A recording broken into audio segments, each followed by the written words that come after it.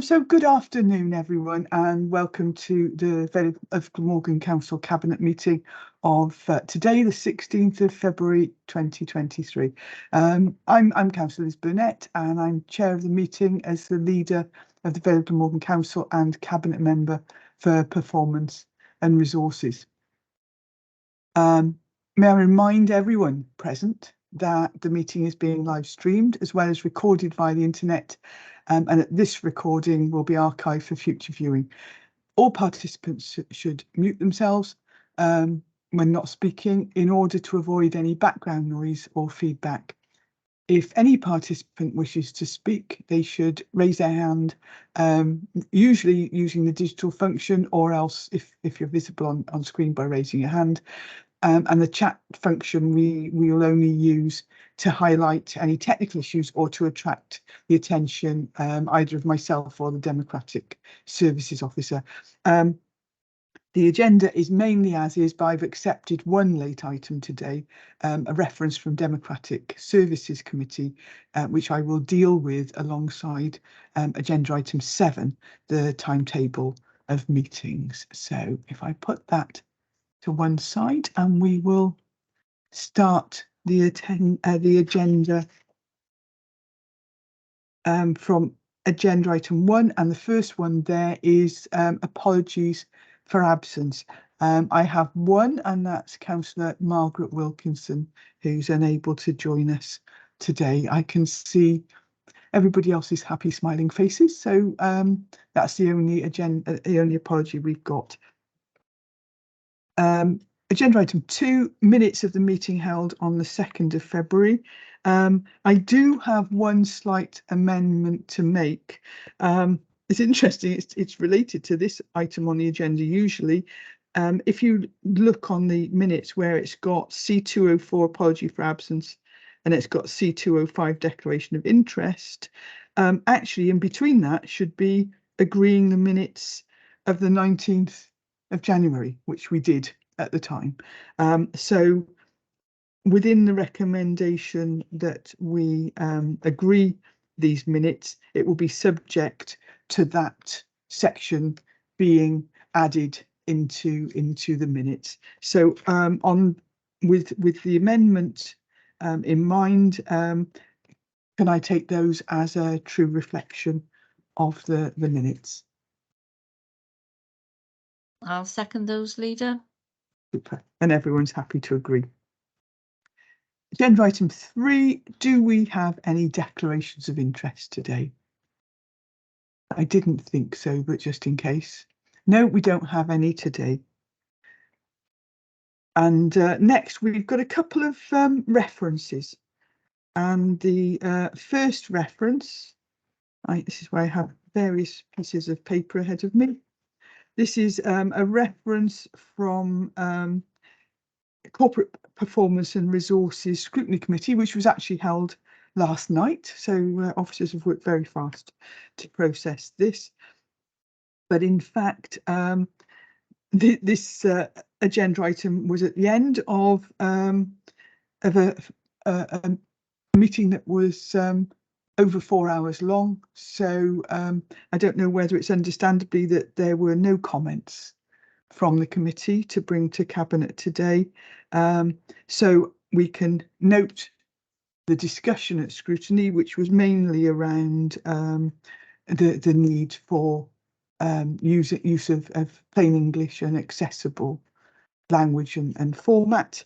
And then we'll deal with it as per agenda item 8, which is to where the proposal is to forward it on to full council. So I would therefore move that we note the comments of scrutiny. And I'll second that. Super, thank you. And everybody's happy with that. Oh, Debbie, did I see that you wanted to come in? The monitoring officer in. Sorry, before we move on to agenda item 5, if I could ask for that to be moved to the end of the agenda, as colleagues who are in the meeting will want to leave for that particular item.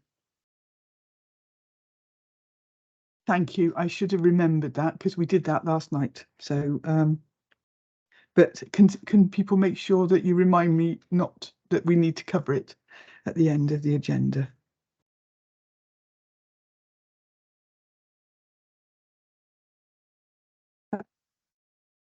Then we're on to agenda item 6. And sorry, Leader, that's agenda item 5.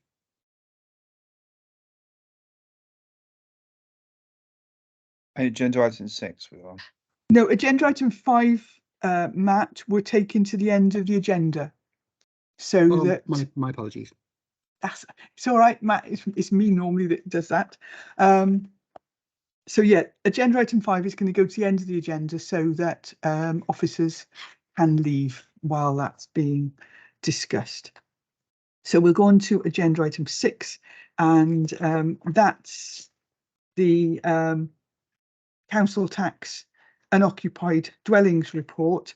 There needs to be a few amendments. That there's been a couple of typos in the agenda. So in the front page of the agenda. So in effect, the report title should be Council Tax Unoccupied Dwellings 2023 to 24 onwards. And the purpose of the report should be to seek approval for the policy to be adopted for council tax on long-term empty properties from the 2023-24 year, and for second homes from the 2024-25 year. So I need to amend that before we go into the report for. So the paper in effect covers 2 points when we need to make decisions: the charging of premiums on long-term empty properties, an empty over 12 months from the 2023-24 year, and for second homes from 2024-25 year.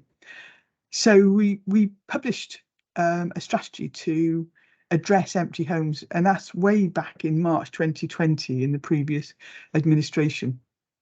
And that is mainly because the finding good quality rented homes is becoming increasingly difficult in the Vale of Glamorgan, and with ever increasing prices are actually acting as an incentive to landlords to sell. And there's also a widening gap between local housing allowance rate rents and market rents. So the return for landlords is not as great. There's a shortage of housing in the Vale, and we've actually got an underlying need of over 1,000 homes per annum. It's actually about 1,200 homes per annum.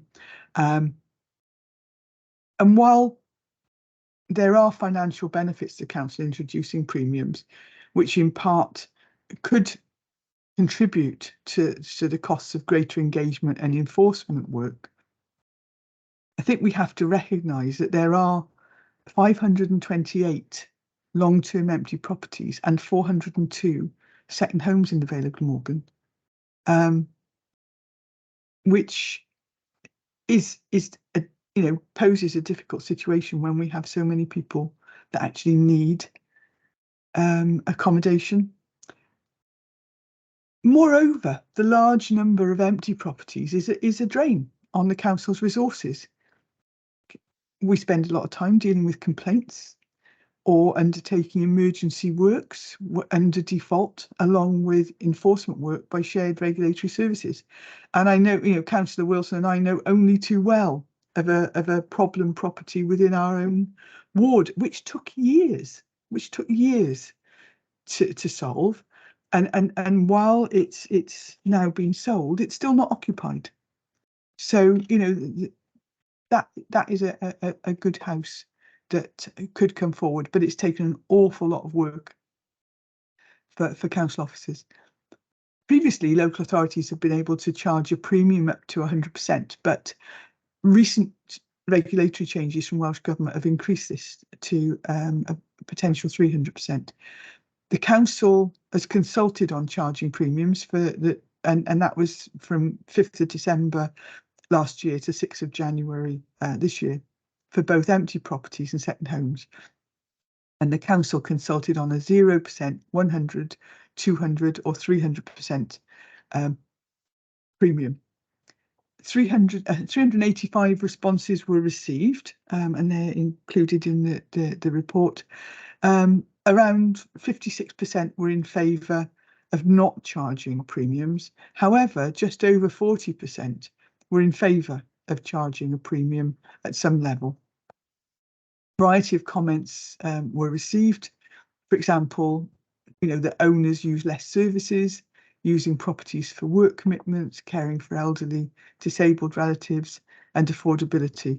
But following the a full consideration of the consultation, the recommendation before us today is to charge a premium on long-term empty properties for 2023-24 and second homes for 24-25. So the recommendations are on page 2. There are 4 before us today, and that's at Cabinet, and that's subject also to the amendments on the report title and the purpose of the report.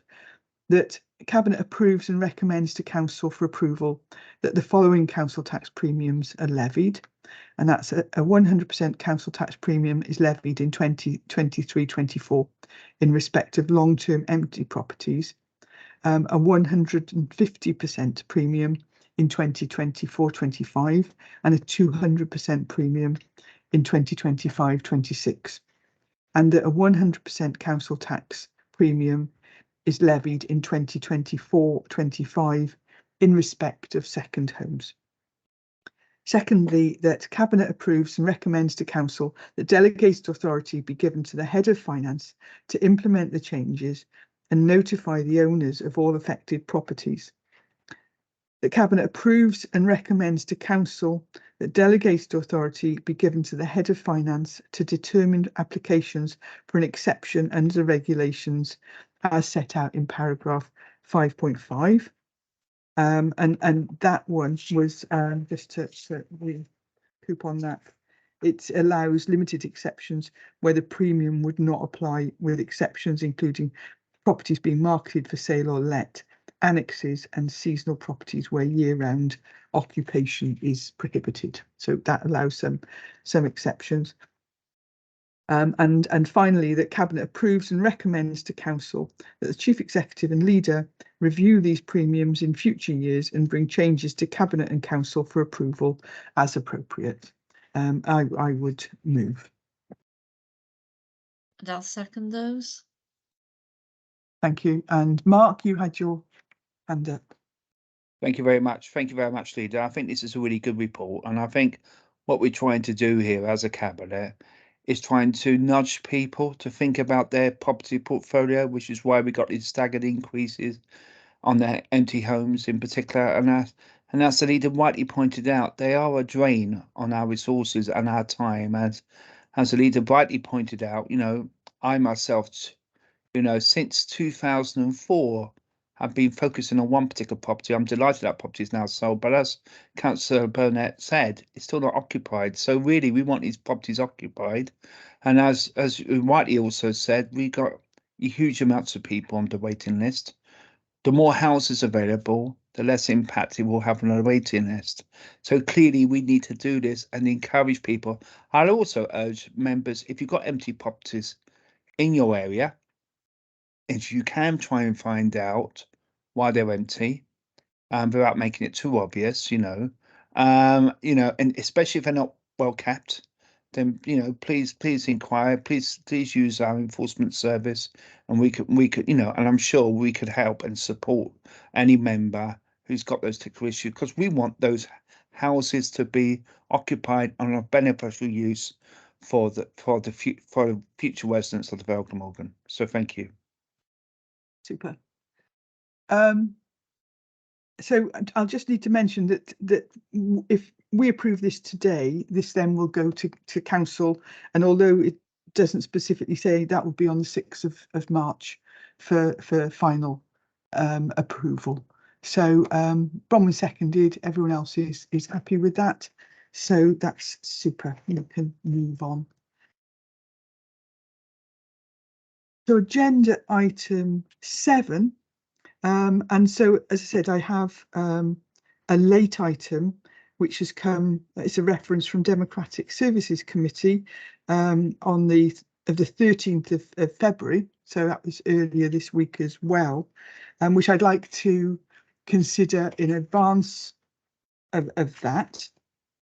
And that was where Democratic Services actually reviewed the, it was linked to section 6 of the Local Government Wales measure 2011, the timing of council meetings. And that was a recent consultation with members on, it was a survey on the timing of council meetings. And that was to do with timings, length of meetings, etc.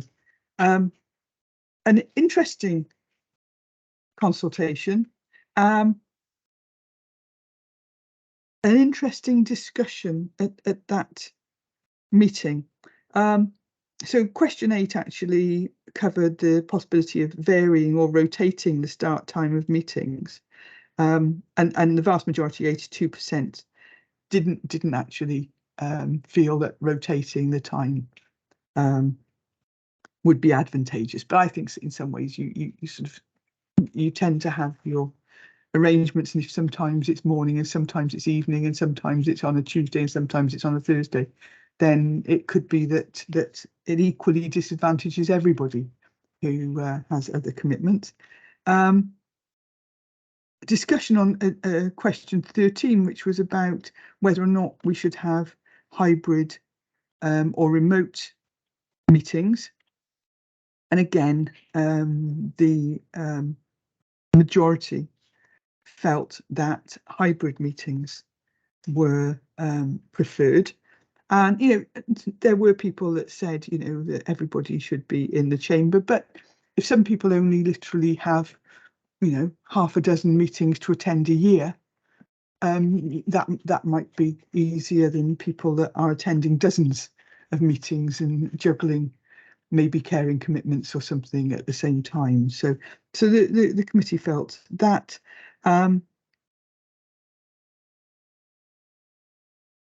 The consensus of the committee recognised that meetings commencing at 6 o'clock would be a most suitable time for the majority of members. And there was felt on a you know, a small number of meetings, for example, senior management appointment committee where interviews are taking place, that in-person attendance might be required. But similarly, other meetings, which might be very short in nature, might be completely virtual, so that nobody has to make a journey in. People were talking about hybrid being beneficial for people who are unable to attend physically. But I also think that some members have actually said in the past that if you're mindful of your carbon footprint and want to reduce that, then actually not travelling, you know, 10, 20 miles for a meeting is probably something that should be considered. The committee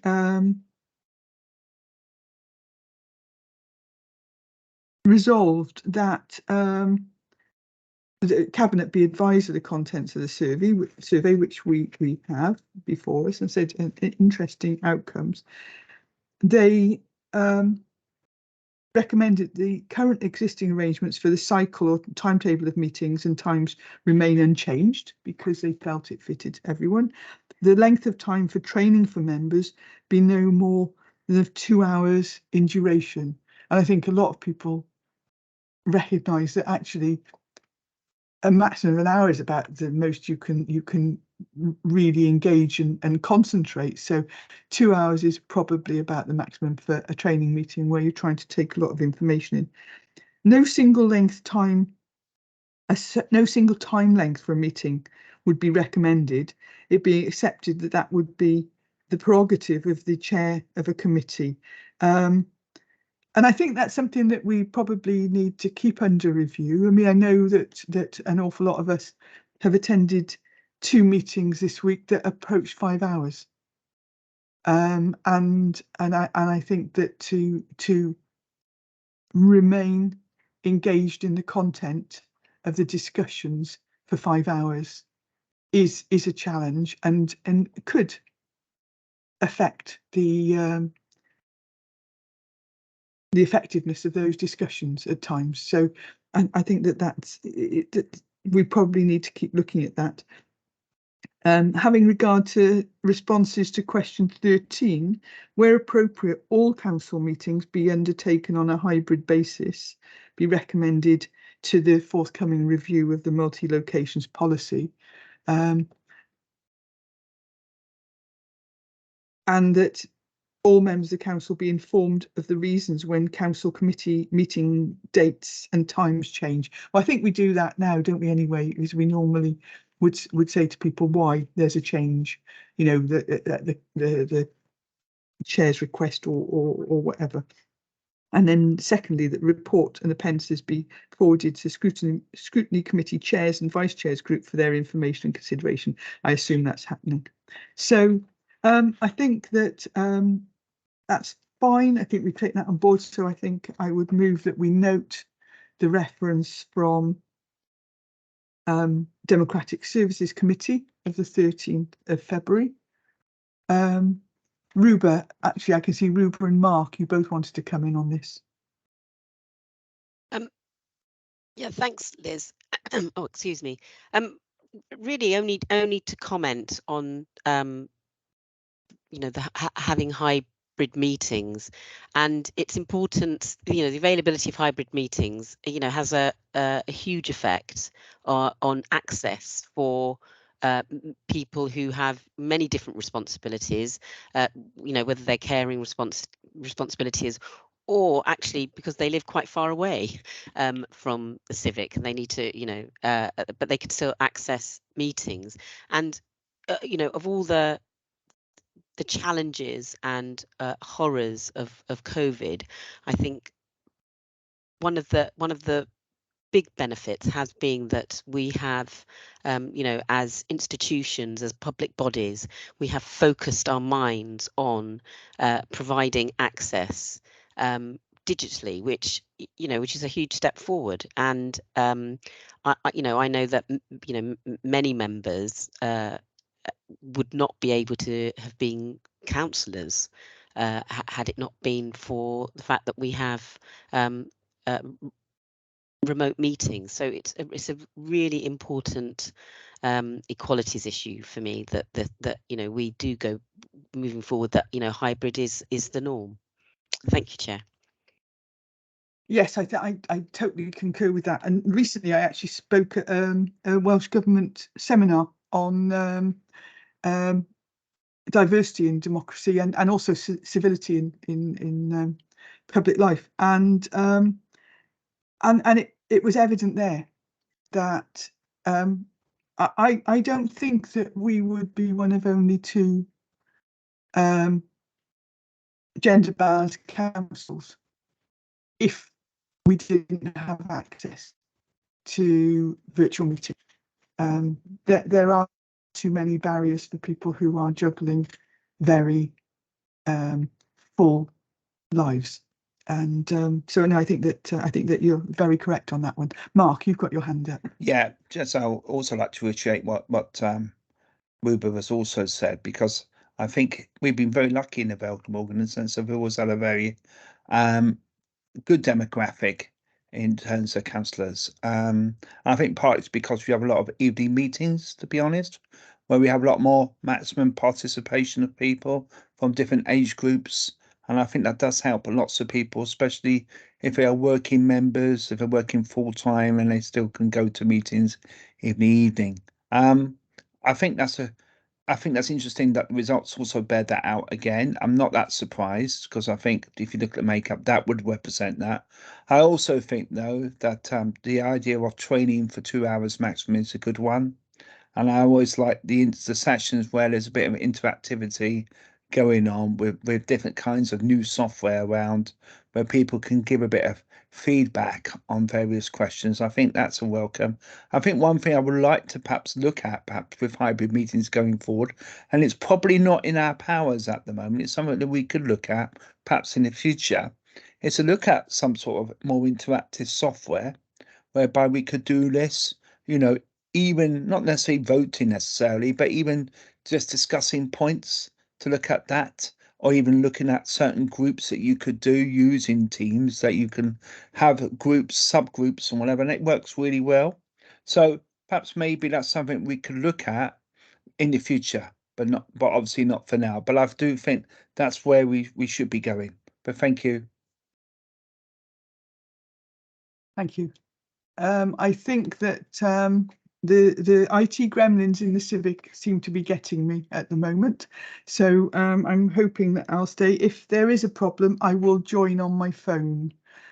So if I do drop out, give me a couple of minutes to come back in, but or Bronwyn, you can take over. So we will note the reference from Democratic Services Committee, and we can move on to agenda item 7, which is pretty well a housekeeping report, and this is where we consider the draft timetable of meetings, which goes from the May 2023, May this year, through till May 2024.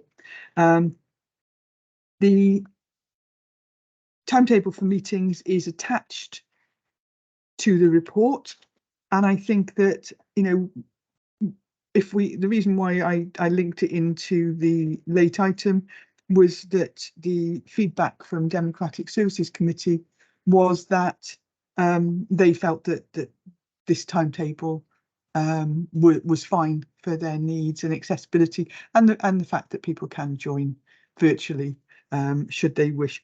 If there are any changes to it, then it will be as if deemed appropriate by either the mayor or the relevant committee chair or meeting chair. So very, very straightforward.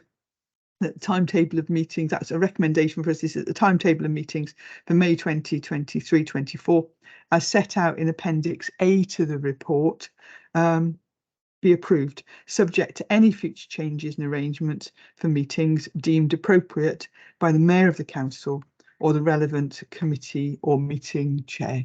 And I'd move. And I'll second that. Thank you. There are no additional comments. Then we move on to agenda item 8.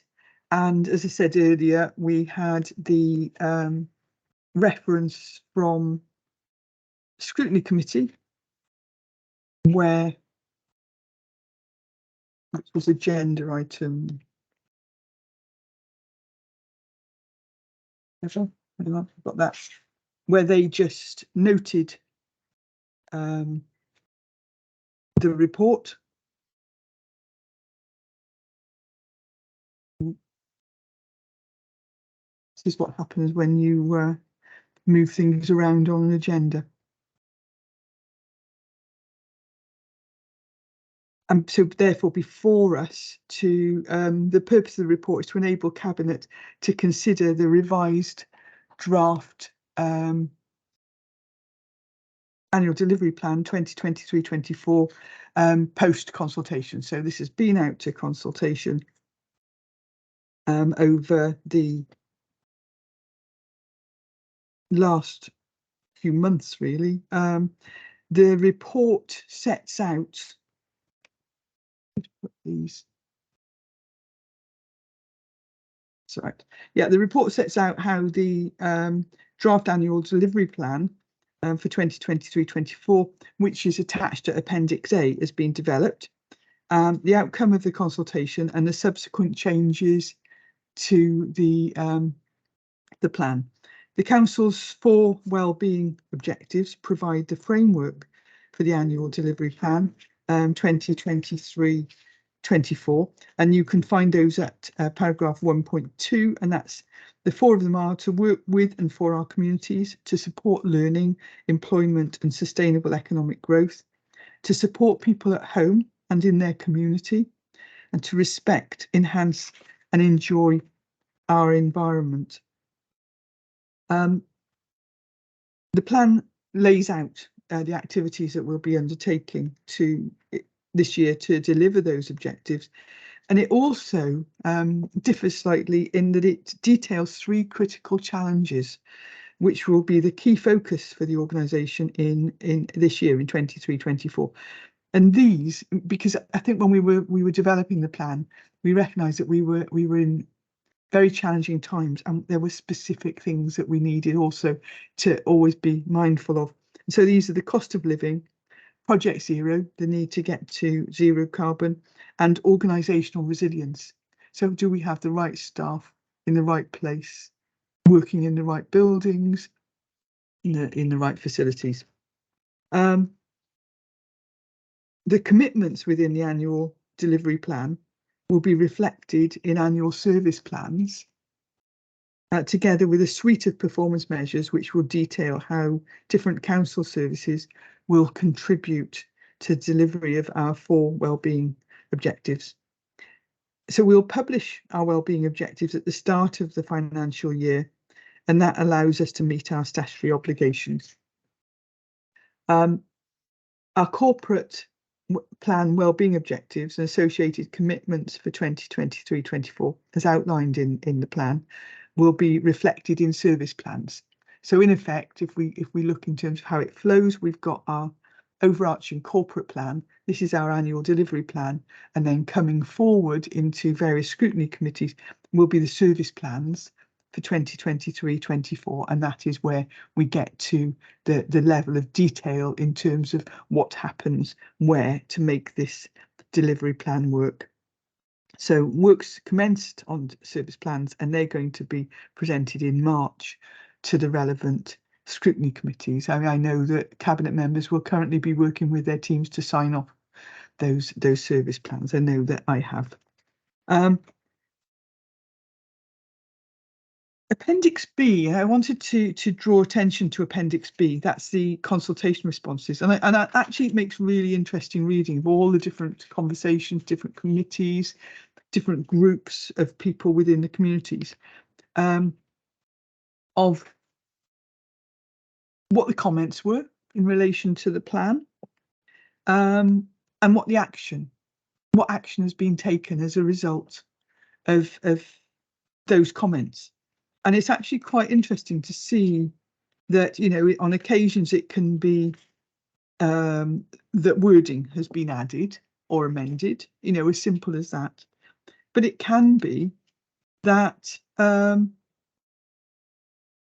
know, there might be some other stuff that we're doing maybe with our green infrastructure plan, which is included in one, that we've amended one action in our plan to work with our schools and partners in terms of whole school mental health. There are some really interesting comments and actions as a result that have come through. I suppose the only thing that I certainly looked at with this is, if you look at, hang on, if I can find it.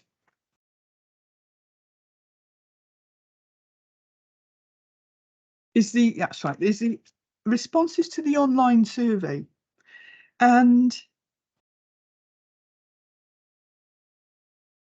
I mean, I've written on it actually is the word dialogue and a question mark, because we've got comments in, but they're not areas where we've been able to take an opportunity to have a dialogue about those comments. So in some ways that's not a constructive way forward for either us or the people who've made those comments, because people may be being complimentary, but actually it would be nice to be able to say thank you, and that we would take that on board. But if people have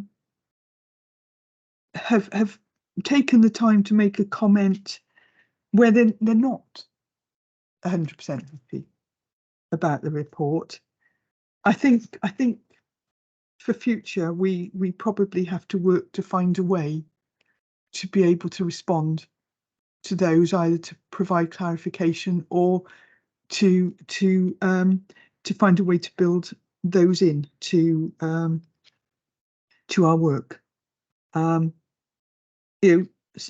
Somebody's commented about it needs to be for all Vale. Many outlying villages do not feel part of the community. Well, actually, that's a really sad comment. That is disturbing. And I'd want to have a conversation about why it was felt that and what would make that difference. So I think that those are some of the things that we should be looking at for the future. But we are where we are now for this one, and the recommendations. This is still, again, this annual delivery plan will go to full council as well. So we're stoking up all the reports for full council at the moment. And the first recommendation is that Cabinet considers the updated draft annual delivery plan at Appendix A, the consultation feedback report at Appendix B, and the equality impact assessment at Appendix C. Hang on, just let me move this out of the way slightly. Oops. 2, that Cabinet considers any recommendations arising from discussion of the revised draft annual delivery plan by the Corporate Performance and Resources Scrutiny Committee on the 15th of February 2023, which I mentioned and they just noted, that Cabinet endorses the draft annual delivery plan and Appendix A and refers this report and appendices to Council on 6th of March 2023 for consideration and approval. And 4, that the use of the urgent decision procedure set out in section 1514 of the Council's Constitution be approved in order for the final annual delivery plan to be referred to full council on the 6th of March 2023 for consideration and approval. And I would move. And I'll second that. Thank you, Bronwyn, and no dissent, so that's agreed. And then we move on to agenda item 9, a very short report, and this is the cost of living, the living wage and pay rates for grades 1 and 2 staff. And the report is seeking approval from Cabinet to uplift the lowest paid pay scales, and that's grades 1 and 2, to adopt the current living wage rate of £10.90 per hour. I think one of the most positive things we did when we first came into power in our first Cabinet meeting in June 2022 was that Cabinet approved proposals to reflect the real living wage of £9.90 with immediate effect. I suppose it's worth clarifying that the real living wage is actually different to the national minimum wage, which is a statutory provision. The national minimum wage is currently £9.50. The real living wage is normally higher than national minimum wage, and the national minimum wage is due to increase to £10.42 from April this year, April 2023. So in 22nd of September last year, it was announced that the real living wage would go up to £10.90 due to the high level of inflation and considerations around cost of living. And accredited employers have until the 14th of May 2023 to implement the increase. It's noted, I mean, we have to say that we're not fully accredited yet, but we are working towards accreditation. So we are looking to adopt the latest real living wage amount of £10.90 per hour with effect from December the 1st, 2022. So we would actually backdate it to December the 1st, 2022. I think there's a couple of points that are very relevant here, and as indicated in paragraph 2.8, and that is that 90% of our workers, and it's probably something we need to dig into a little bit more, in grades 1 and 2 are female, and therefore this is likely to have a positive effect on reducing our gender pay gap. Now, there's been good work done on reducing the gender pay gap in the Vale, and that's reduced from 13.9% in 2018 to the current level of 5.7%. So any positive impact on that is to be supported. So it's fairly straightforward. So in terms of recommendations for today to adopt it, that recommendation 1 is that Cabinet approves the proposals set out in this report for the Council to adopt the latest real living wage of £10.90 per hour for our lowest pay grades, it's grades 1 and 2, who are currently paid £10.60 and £10.79 per hour respectively, with effect from the 1st of December 2022. Secondly, that Cabinet receives a further report on the approach to becoming a living wage accredited employer in Q1 of the new financial year. So sometime after April this year, we'll have a report to Cabinet to go into that. So I would move, but I'll bring Mark in. He's got his hand up. Thank you very much, Leader. I think it's an excellent report that we're doing, and I think, you know, other employers that we work with also need to do this as well, because I think that is important.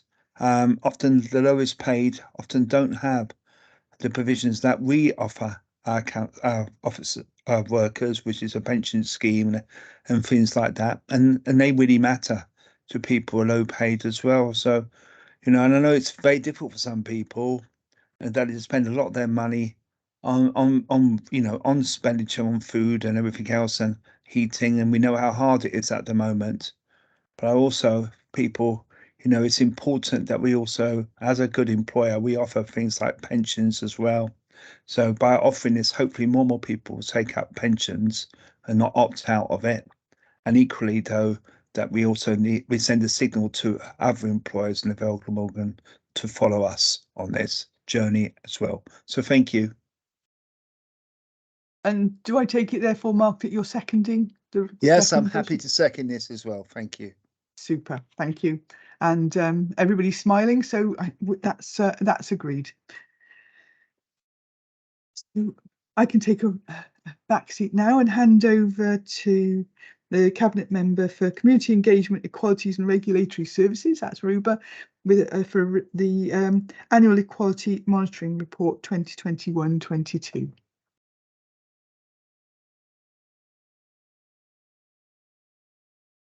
Thank you, Liz. This is a really detailed report which you'll have in the appendices, and it's a report that brings to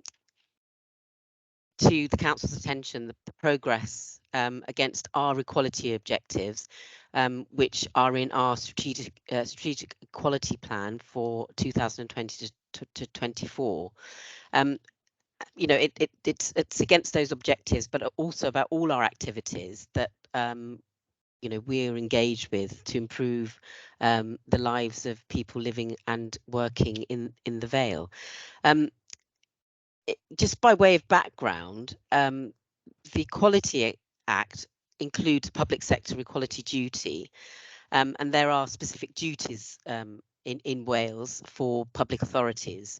And they amongst those duties, is this requirement to publish an annual report for the previous year to show progress that's made in equality issues, and obviously against our our strategic equality plan and all our activity. And so this is for the period 2021 to 22. And I'm seeking Cabinet's approval of this report. Just in terms of issues for you to consider, Cabinet, that the actual report details our 10 objectives, our 10 equality objectives from our equality plan. You know, and all our activity is judged against those. So, you know, for example, there's an objective to improve how we involve and engage and communicate with protected groups about our work and decisions. There's another one which is to, as you've mentioned already, Liz, to reduce the gender pay gap. And as we've heard from you, you know, we're moving in the right direction on that, but obviously we need to go further. One of the other objectives is to improve employment opportunities in the council for protected groups, particularly amongst young and disabled people. And I just wanted to highlight that, if I may, Liz, that the Children and Young People Service, as part of the social services, has been working in partnership with our human resources and other council departments to ring fence the availability of what's called the Foundation Modern Apprentice. These are positions for, in particular, looked after children and those leaving care. Now, you know, we haven't fulfilled, you know, our ambition for that. The numbers are still low. That's partly due to the pandemic, but it is something that we're working on and you know, want to improve on those numbers. So, you know, these are the sorts of objectives and plans that we have, and I would ask that that members in general in the council look at this report, because, you know, this should be part of our, you know, our everyday work, because, you know, improving the lives of looked after children, you know, is an important objective for us. So in terms of the recommendations of this report, there are two that the cabinet approves the annual equality monitoring report for 2021 and 22, as described at Appendix A. And then that Cabinet also refers this, secondly, that Cabinet refers this report to the Learning and Culture Scrutiny Committee. And Leader, if I may amend, that it also goes to Corporate Resources, as they are the you know, the General Oversight Committee. And I think it's proper that it should also go to this committee for any comments, and then those comments be referred back to Cabinet for consideration. And finally, Leader, I would just make a couple of additional points. We're due to review and renew this our equality plan in 2024, and work will begin on that soon. And I really want that document to be embedded in everything that the council does, and I would like to see that plan scrutinised by all committees, because equality is cross-cutting. It's involved in all our work, and you know, everyone should see that we are you know, meeting our duty to be an equal and fair Vale. So in terms of going forward, that, you know, I really want to see you know, this as a living document that is embedded in all the work that we do. So can I ask that Cabinet agree those recommendations, Leader? Thank you, Rupert. I would be absolutely delighted to second this. And I will also very much agree with what you were saying about, quite often you get documents, and this is quite a big document. But actually what it should say to people, anyone that reads this, is that whoever you are in the Vale, you're valued, that you should have the same opportunities and the same outcomes as anyone else, and that this is your home and you should belong. And I mean, that probably means that there's going to be comments saying Leader of the Vale's woke or something like that, I would imagine. But I think that as a cabinet is something that we actually feel very, very strongly about. And that when we talk about equality impact assessments, when we talk about equality of opportunity, we actually mean that we're not into box ticking. We are into actually making this work for every single person in the Vale of Glamorgan. And I also would thank our staff groups, our GLAM and our diverse network and our new disability network, for their input into this as well, and contributing lived experience. So that would be good. So thank you very much for bringing this today, and very happy. I think everyone else is nodding, so we're happy to agree this. Super. Agenda item 11, and this is over to the Cabinet Member for Leisure and Sport for Leisure, Sport and Wellbeing for, I think, a report that's been a long time in development. So over to you, Gwyn. Oops, you're on mute, Gwyn.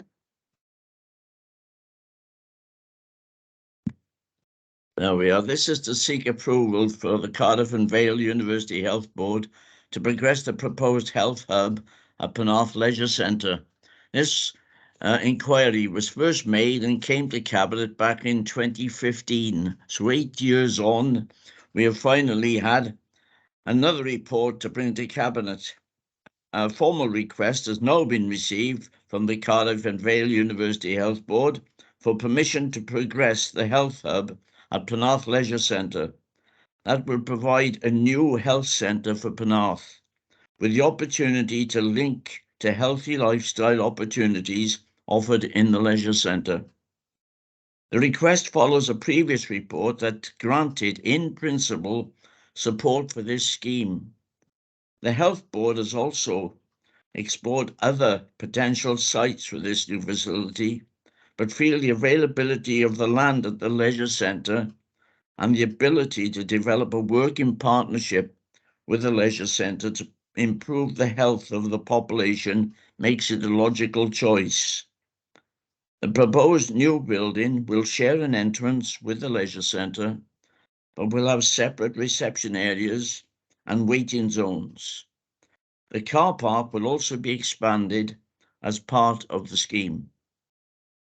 A management agreement will also need to develop involving Parkwood Leisure, the council's leisure management contractor, to effectively operate the new facilities. The health centre can, however, be isolated with the plans, as the leisure centre is likely to open for longer hours than the health hub. The recommendations I offer you this afternoon are subject to recommendation 3 and 4. Cabinet endorses the request from Cardiff and Vale University Health Board to build a new health hub adjacent to Penarth Leisure Centre. 2, that subject to recommendation 3 and 4, the Director of Environment and Housing Services, in consultation with the Cabinet Member for Leisure, Sport and Wellbeing, and the Director of Corporate Resources, be granted authority to enter into a lease of 125 years with the Cardiff and Vale University Health Board on terms and conditions to be agreed.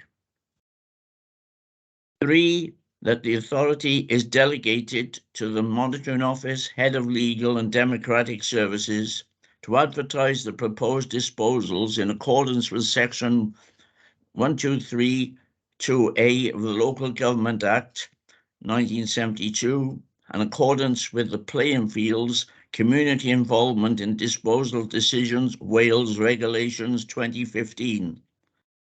4, Any objections to the proposed land disposal be reported to Cabinet for consideration.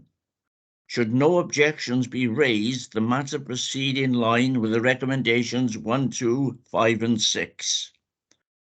Recommendation 5, that the Monitoring Officer, Head of Legal and Democratic Services, Operational Manager for Legal Services in consultation with the Director of Corporate Resources and the Director of Environment and Housing Services be authorised to prepare, execute and complete any legal agreements associated with the sale of the land. And finally, that the Director of Environment and Housing Services be authorised to negotiate and complete a management agreement between the Council, Parkwood Leisure and the Cardiff and Vale University Health Board in advance of building works commencing. I just hope, Leader, that the building of this health centre doesn't take as long as 8 years as is previously done in accepting the offer of this land. I'm delighted that this once more is another health centre that we're benefiting in the Vale, and I'm sure all the participants and those that will use the referral facilities at the leisure centre will be a huge benefit, which we've built up tremendously in Penarth, and we have an excellent staff looking after the patients, a very, very experienced group. I just hope that we can now progress, as we have done in the past at Broad Street, Barry, but now I hope that we can progress in the Western Vale. And as I've been working hard for the rural Vale to have a new health centre in Landwick Major, where that area of the Vale of Glamorgan is lacking in health facilities. And after meeting the health board last Friday, I'm now hoping to bring together yourself and other senior officers to discuss the progression and potential of this health centre moving forward. So today is a very good day for us in the Vale, that we're seeing a new health centre at Penarth, which I look forward, I hope, to see not in the too distant future. Thank you. Thank you, Gwyn. Yes, it is good news. And it's actually interesting that, you know, it's called a health hub when quite often health centres are actually illness centres, aren't they? And I suppose with this model, we've got an opportunity to create something that improves the health of the community. You quite rightly say as well, we have taken a step forward with the redevelopment of Broad Street Clinic in partnership with the Health Board. So hopefully looking towards developments on that. And I know you have worked absolutely tirelessly to develop healthcare or health facilities in the Western Vale. I mean, I've been with you at meetings with the Health Board, and when their needs assessment is complete, we know that we have said to them, you know, we actually have some land available that would be we feel would be absolutely perfect. So we'll continue to work on that, and if there are any meetings that you know you need me to attend, you know that I'm always available on that. But thank you for tenacious perseverance on this, Gwyn, and hopefully getting it across the line. I'm absolutely delighted to second those recommendations. And again, I think everybody's been smiling, so we're all pleased that we're at this point on that. So thank you on that. Thank you, Leader. Thank you. Now you'll be pleased to know I haven't forgotten that I moved something to the bottom of the agenda. So we're going to go back to the Chief Officer Appraisal Scheme, agenda item 5, but I will pause because there are some people that need to leave at this point. I think some of our officers, so I'm assuming that Matt is going to stay with us to make sure that we keep on track. Yep, thank you, Leader. All the officers relevant have now left the meeting, so you can proceed with the item. Thank you. Excellent. So if we go back to agenda item 5, and that is a reference from Corporate Performance and Resources on the 15th of February, and that's the Chief Officer Appraisal Scheme proposed modifications. So the report was presented by the head of human resources and organisational development,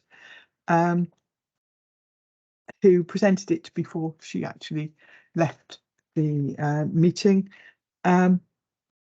The proposed changes to the Chief Officer Appraisal Scheme were considered initially by the senior leadership team on the 15th of November of last year, and also trade unions, diversity networks. They were briefed, and heads of service were briefed in January of this year. So the proposal supported moving to what is more recent best practice in appraisal processes, and seeks to enhance and provide more rigour to the process, and that's through a number of areas, and that's through robust, smart objectives, using sort of behavioural competency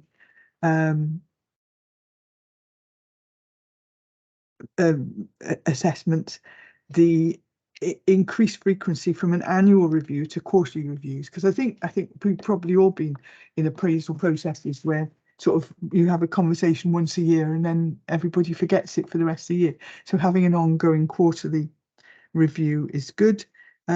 Moving towards more coaching conversations, which means that we can work to develop people on strengths-based improvement.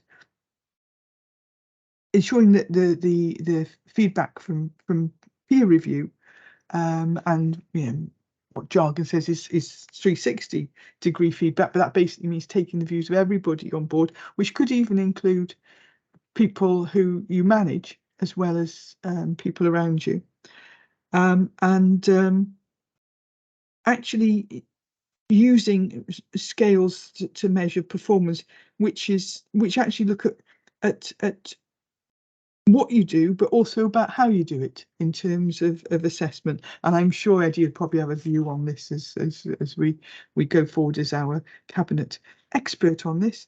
There was a reasonable amount of discussion in the scrutiny committee, and some people were actually supporting the things about more regular appraisals. Some people said, well, if you have peer review, how do you know that you're not being reviewed by your friends? Well, actually, your friends are probably the most difficult people to try and persuade on things, I always find. But overall, Scrutiny Committee recommended that the contents of the report be noted, and that they also recommended that the proposals for Chief Officer appraisals be referred to Cabinet on 16th February, which is why it's with us today, for their endorsement prior to final consideration approval by Council on the 6th of March this year, in order to introduce the new scheme from the 1st of April 2023. So that's fairly straightforward, and I would therefore move. And I'll second that. And so, unless I'm very much mistaken, I think we've covered everything today, Matt. I haven't forgotten the report that I've tucked away somewhere. I don't have any urgent items. I don't have any part 2 items or part 2 urgent items. So I will thank you for your attendance today and close the meeting.